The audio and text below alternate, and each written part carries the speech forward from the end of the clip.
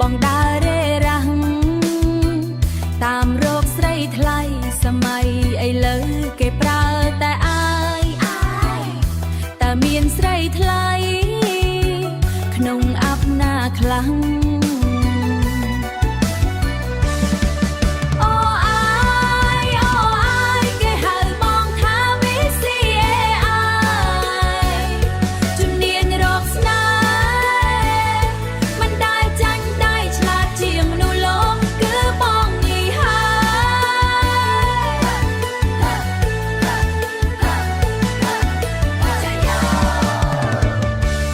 លេងកនត្រឹម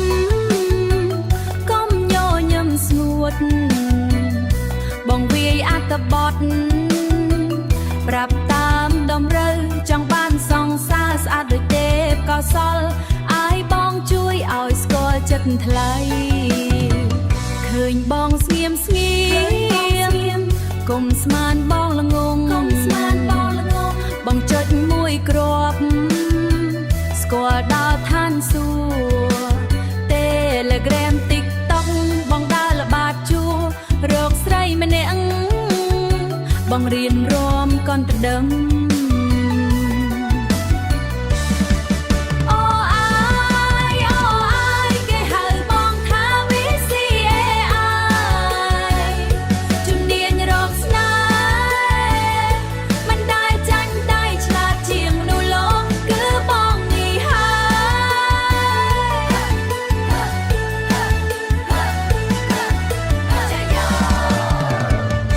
ទៅគុំឆ្នាំថ្មី